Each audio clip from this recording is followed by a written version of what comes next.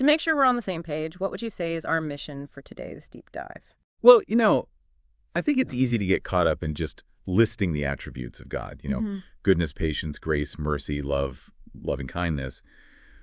But I think Pink wants us to see those as more than just like a list of admirable qualities.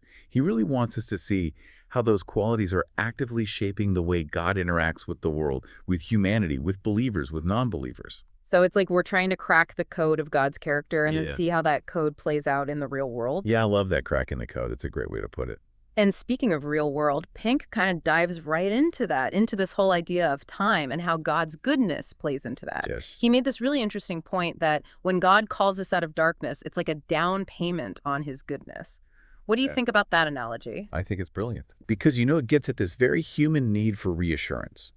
Like we need something solid, something firm, something unshakable to cling to in a world that often feels very shaky. Absolutely. And so when we talk about this idea of God calling us out of darkness, it's like you think about that moment of coming to faith, there's a profound change, right? Right.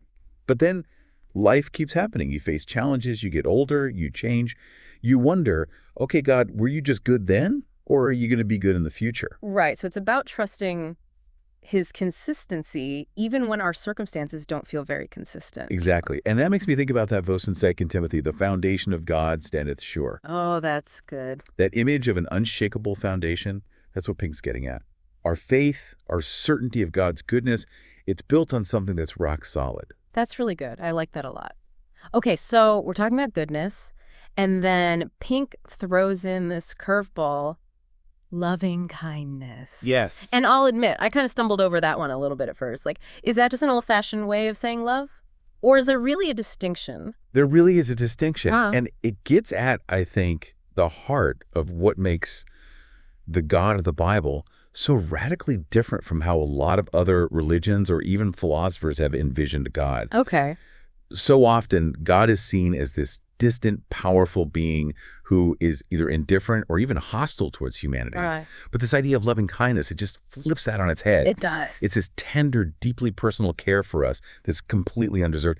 And honestly, when you stop and think about the power and the majesty of God, it's kind of mind-blowing. It is mind-blowing. It's like he's choosing to not just love us, but to love us in this incredibly intimate, attentive way. Exactly. And the thing is that this loving kindness, it's not just some fleeting emotion that God feels towards us. It's deeply rooted in his very nature. Okay. So like Pink uses the example of predestination. This idea that God chose us, set his love upon us before the foundation of the world. Wow. Sending his son Jesus to die for us. The way he draws us to himself, like a loving husband pursuing his bride. That's a great analogy. He uses that marriage analogy a lot, and I think it's very powerful. It is powerful because it really drives home that personal nature of God's love. But what really struck me was how Pink ties this loving kindness to our security. He quotes Romans 8:39, which says, "Nothing can separate us from the love of God." So this loving kindness, it's not conditional on us being perfect. It sounds like it's an unshakable promise. It is, and that's what makes it so different from human love, which, let's face it, can be pretty fickle and conditional. God's loving kindness is constant. Even when we mess up, even when we fail, even when we turn away from him, he is always there, ready to welcome us back.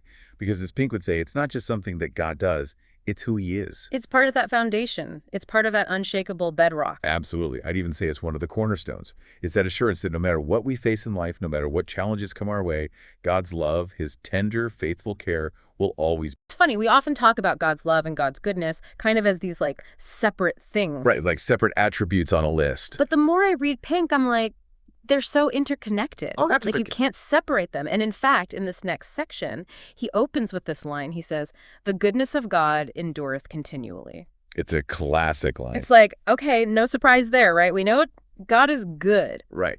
But he doesn't stop there. He goes on to clarify that God isn't just good, he is goodness itself. What's the significance of that distinction, do you think? I think it's huge. He's pushing back on this idea that God's goodness is just like this long list of good things he does, like checking boxes. Right. He really wants us to grasp this idea that goodness is woven into the very fabric of God's being. It's like saying water is wet. It's not that water does wet, it just is. Exactly. You can't separate God from his goodness. Yeah. It's how he's revealed in every aspect of creation, sometimes in the most unexpected places. Okay, well, this is where it gets interesting because Pink uses an example to illustrate this point, and it's our own bodies. Yeah, he talks about our hands. In our hands, he talks about, like, he goes on and on about how they're designed for their tasks, or how, like, sleep refreshes a tired body. Like, it's not something I think about very often. No, we take it for granted. But why focus on that? I think it's genius, honestly. Because he's getting at this idea that God's fingerprints are everywhere, if we would just open our eyes to see them. The design of the human body, the way our senses work together, the sheer improbability of it all, right? Right. Pink would say that's not just a happy accident. That points to a creator who lavishes goodness on his creation. So it's not just about humans, it's everything. Oh, absolutely. He talks about the variety of plant and animal life, the changing seasons, the beauty of the natural world, all of it. Yeah. It's like a symphony of God's goodness on display. Okay, I'm with you so far. This is good. But this is where I always, like, stumble. If God is this good, like, this invested in pouring out goodness on his creation, why is there so much suffering? How can those two things coexist? It's the age-old question. And, the great thing about Pink is he doesn't shy away from the hard questions. No, he doesn't. He doesn't pretend to have all the answers, but he acknowledges the reality of suffering, right? Right. The pain, the brokenness, all the difficult things we see around us and even experience ourselves. Mm-hmm. But he says it doesn't negate God's goodness. In fact, he would argue it actually highlights it. Okay, now explain that, because that's counterintuitive to me. Well, think about it this way. A lot of the suffering in the world is a direct result of sin. Right, of humanity's rebellion against God. Exactly.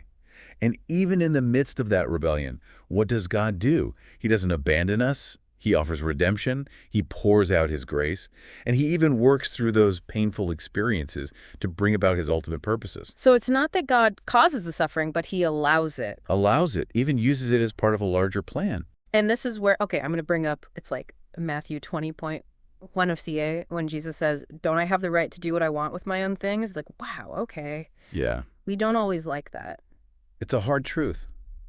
But there's something freeing about recognizing that we can't put God in a box. We can't put God in a box. And that's where, I think about patience as an attribute of God. And when I first saw that on our list to talk about, I was like, really? That's not the most, Not the sexiest attribute. Yeah, exactly. Like, we want to talk about love. We want to talk about mercy. But Pink makes us rethink that. So what is it about patience that he wants us to grasp? He quotes another theologian, Stephen Charnock. And Charnock made this really helpful distinction between mercy and patience. He says mercy is God pitying our misery, right? Okay. Patience is God bearing with the sin that caused the misery. So it's one thing to have compassion on my pain. It's a whole other thing to be like, I'm going to put up with the junk that caused that. Exactly. And that's what's so amazing about God. That patience, Yeah. that willingness to endure our flaws, our failings, it all goes back to his love. Okay. Do you have, I'm trying to think of a real life example of that. Like, how patient is God? Because honestly, I don't know how patient I would be if I were in his shoes dealing with humanity. Oh, Pink gives some good examples.